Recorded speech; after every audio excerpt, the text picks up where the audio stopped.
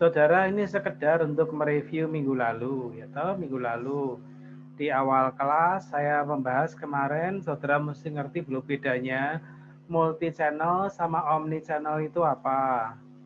Kalau nanti saya tanya di ujian tengah semester, kalian mesti bisa menjelaskan.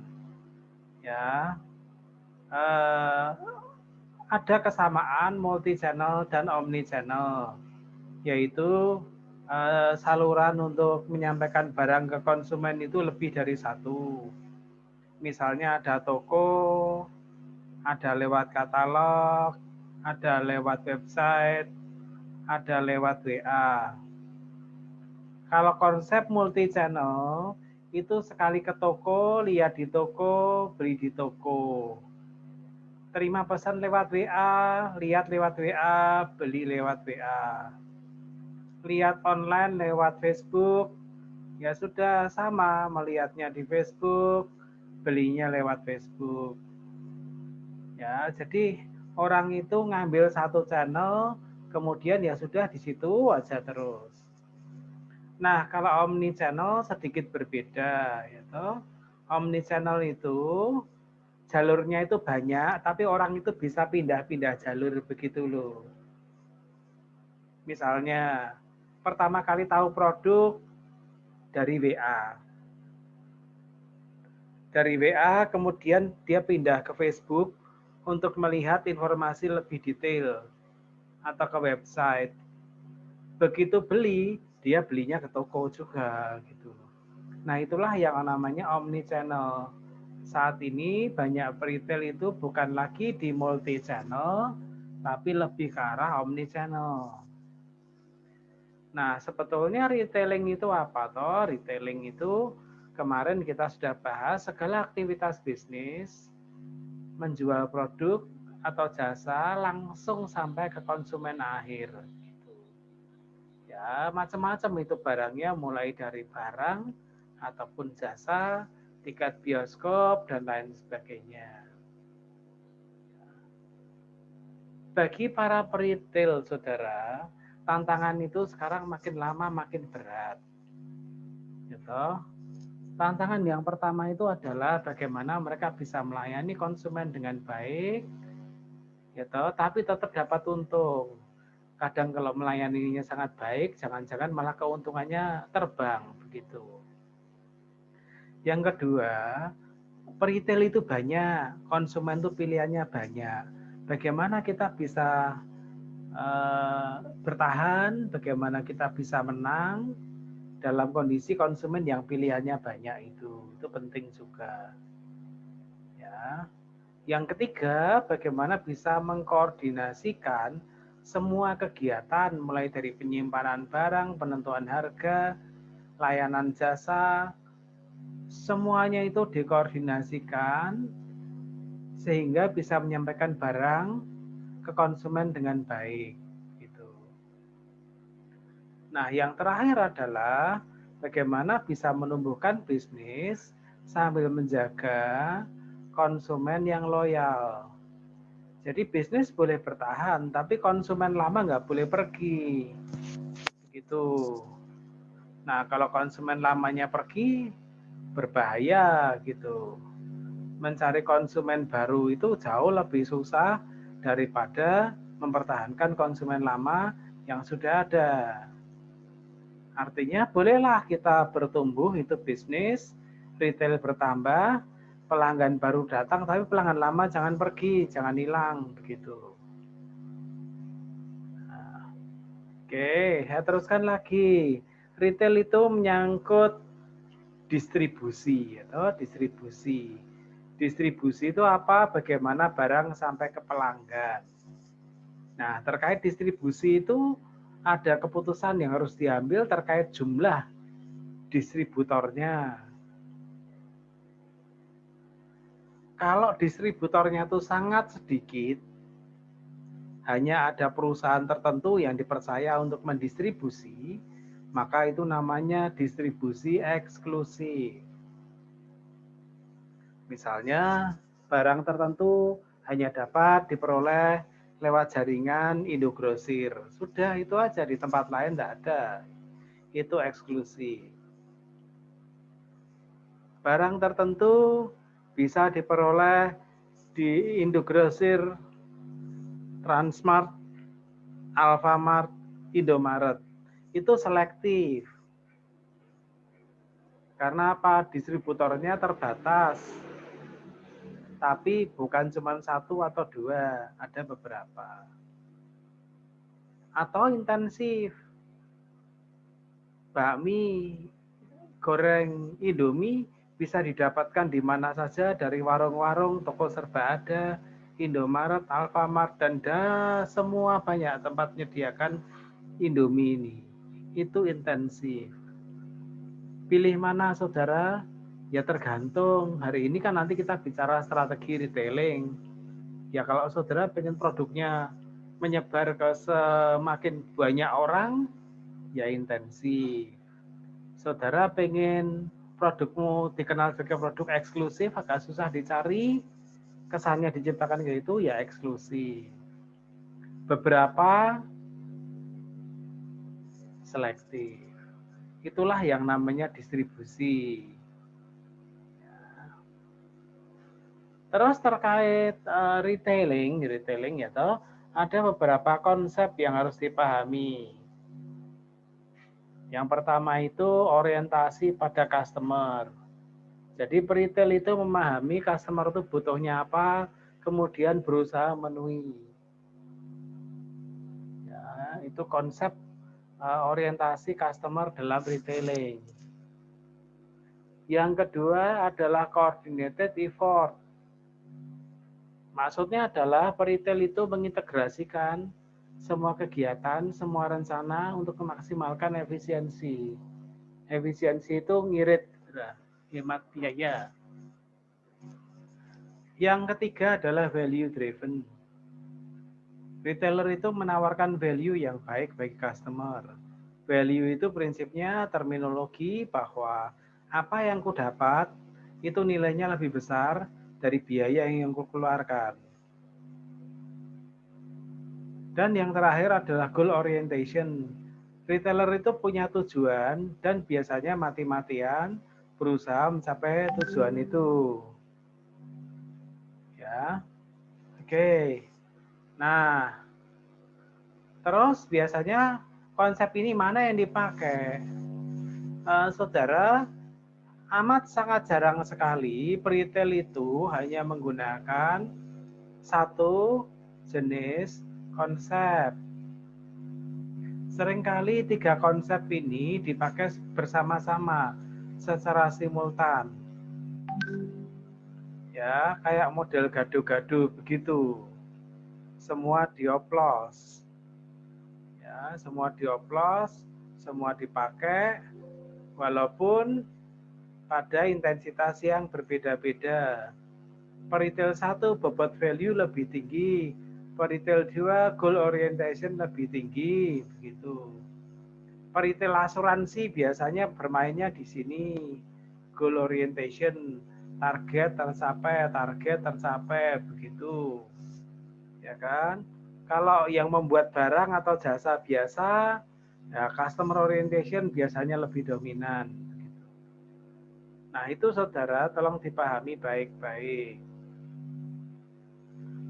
Nah kemudian kita bicara kemarin customer service ya kan. Customer service itu apa toh? Kegiatan ya toh, kegiatan yang bisa diidentifikasi. Jadi kita tahu itu kegiatannya apa saja. Tetapi intangible ya toh, nggak terlihat, kayak kursi itu terlihat, tapi customer service itu kadang nggak terlihat gitu kan. Sejalan dengan pemasaran produk atau jasa yang dijual. Nah, biasanya apa? Itu berdampak pada apa? Pengalaman berbelanja.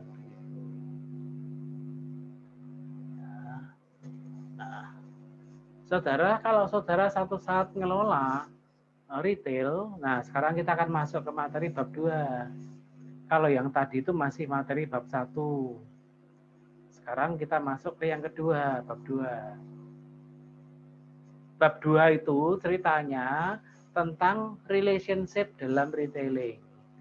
Apa atau relationship itu? Relationship itu pada dasarnya adalah retail itu membuat hubungan jangka panjang yang baik dengan pelanggannya. Jadi hubungannya itu bukan transaksi. Kita bertransaksi sudah selesai Anda pergi titik, tidak. Tapi retailing itu retailer itu memelihara hubungan jangka panjang yang baik, yang mesra dengan pelanggannya. Transaksi sudah selesai, pembayaran sudah dilakukan.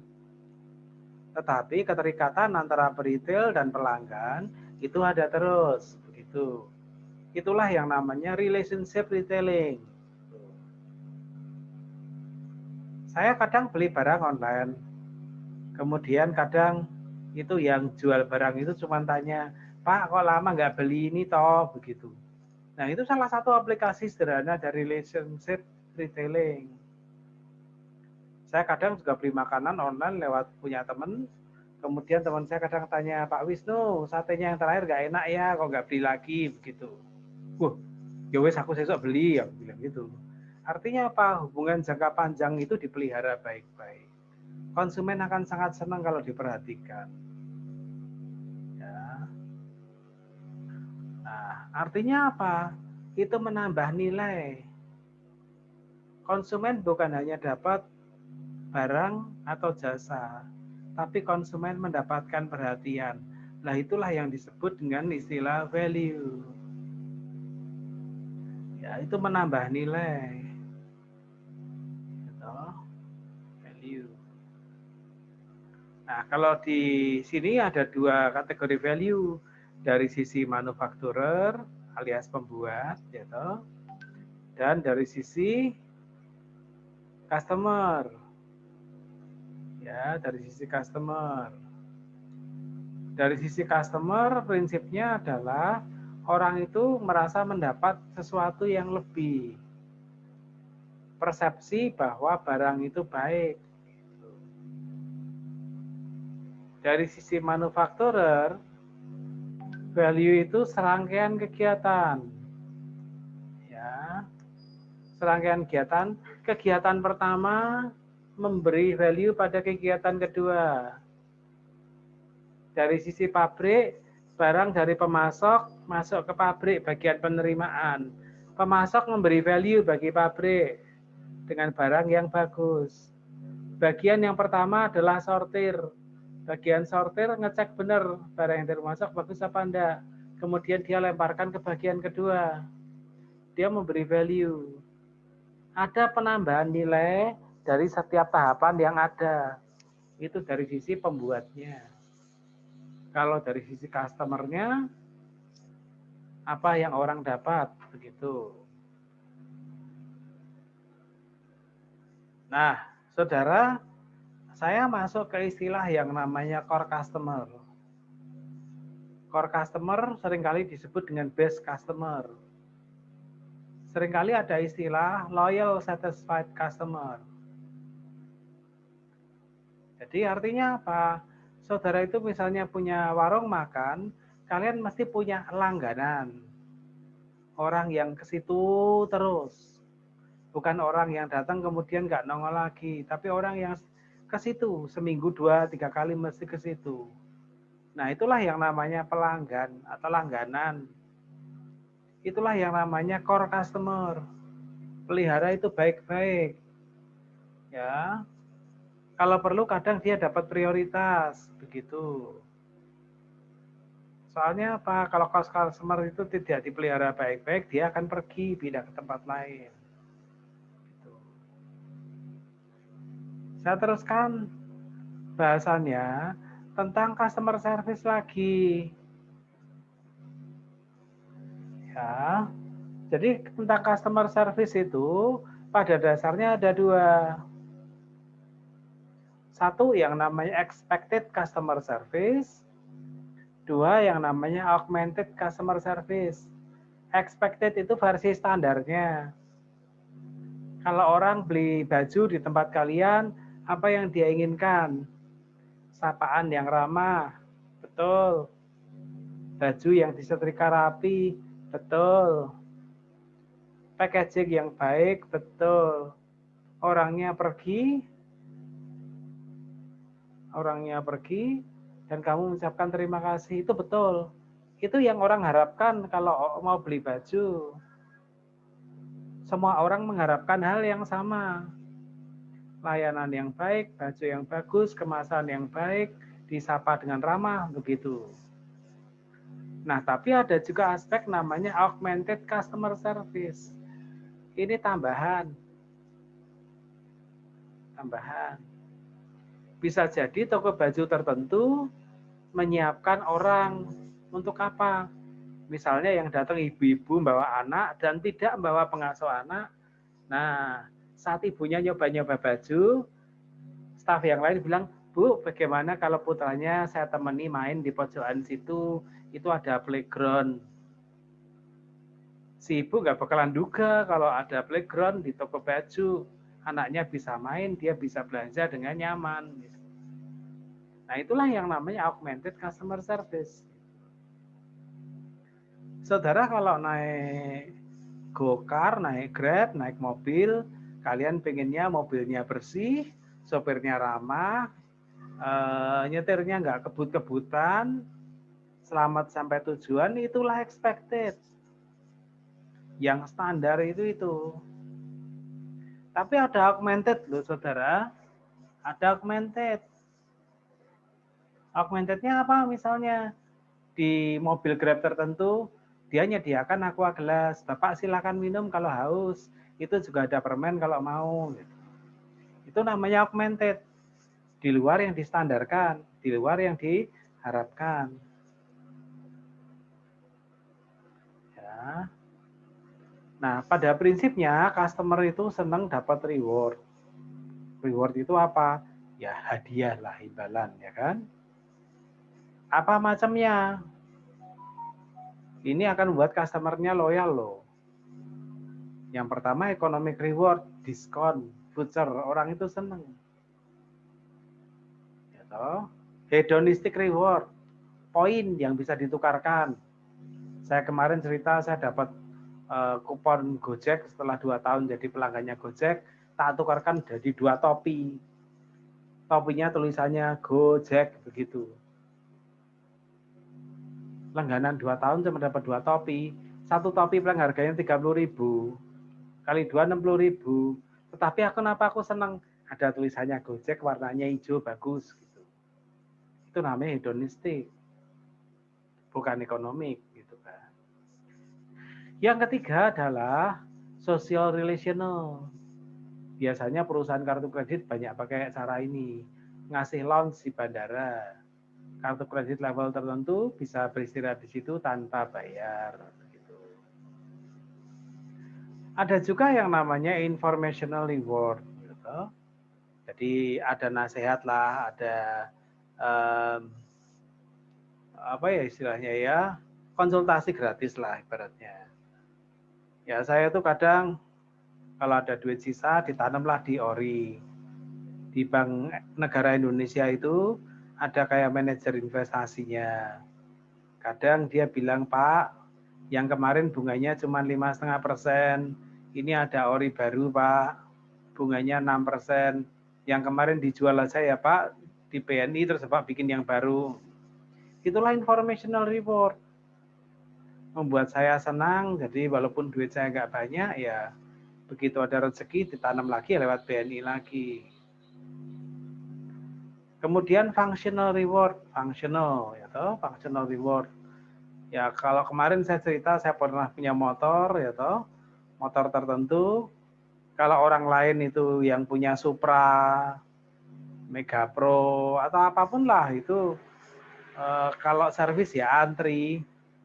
Tapi kalau saya datang dengan motor tertentu itu bukan hanya saya tapi orang lain yang punya motor tertentu itu juga datang, udah tinggal orang nunggu turun kemudian kita motong antrian begitu.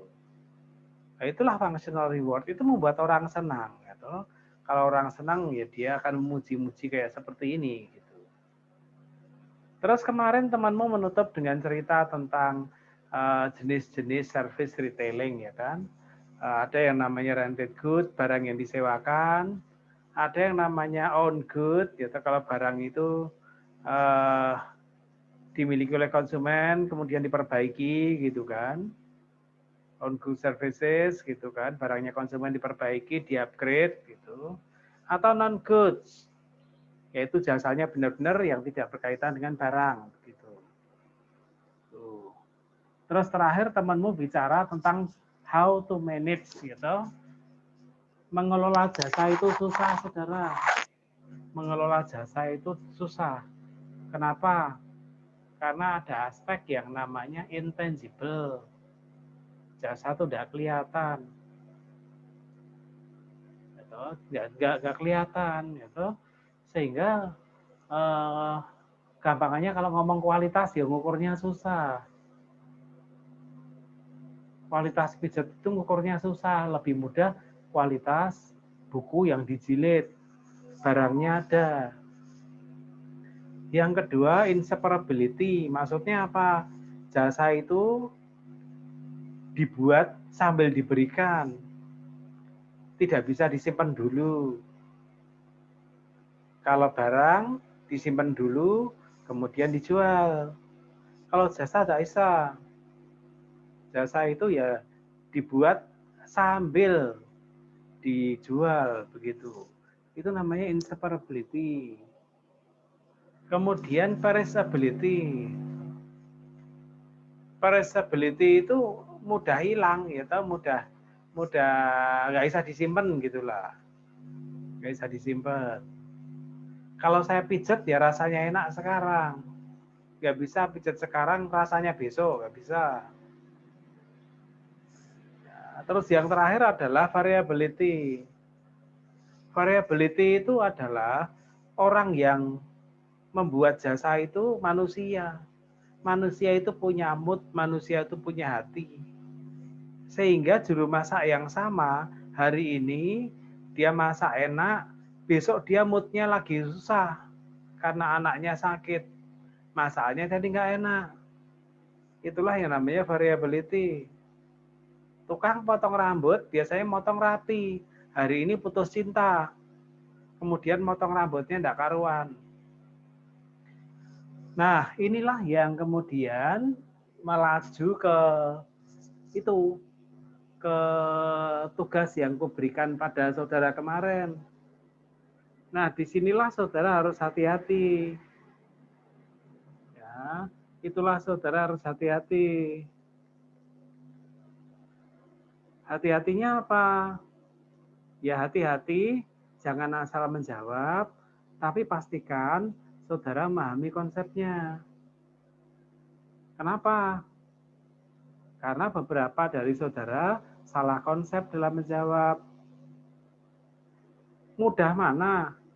Mengelola toko yang berjualan baju atau tempat potong rambut? Toko berjualan baju, bajunya itu kualitasnya gampang sekali kelihatan, saudara. Pokoknya kalau robek dikit ya sudah singkirkan. Udah. Singkirkan, jangan dipakai lagi, titik. Jangan dijual lagi. Saudara bisa kendalikan kualitas dengan amat sangat mudah kalau jualan baju. Tetapi kalau tempat potong rambut, susah saudara. Kalau saya minta saudara menjelaskan, saudara mesti bisa memahami alasannya mengapa. Saya cenderung mengatakan mengelola tempat potong rambut itu lebih susah. Kenapa? Karena intangible. Karena jasa itu bukan hanya hasil potong rambutnya, tapi sepanjang proses potong rambutnya. Keramaan orang, menyapa, dan lain sebagainya itu masuk di intangible ini. Ini membuat susah dikelola. Dan nggak bisa disimpan toh, diberikan, dibuat, sambil dikonsumsi. Nggak bisa dipisah, itu susah saudara. Kalau salah potong gitu ya sudah nasibmu jelek gitu. Variability nggak bisa disimpan. Quality controlnya ya selama proses itu diawasi. Variability karena menyangkut orang yang melayankan ke orang yang berbeda-beda. Tadi sudah saya kasih contoh. Jadi tolong saudara bisa memahami secara konseptual bahwa mengelola barang itu jauh lebih mudah daripada mengelola jasa. Ya, menjual jasa itu ngelolanya jauh lebih susah. Kenapa? Ya karena ada 4 aspek unik ini yang berbeda. Ya, begitu ya saudara. Itu materi yang kemarin.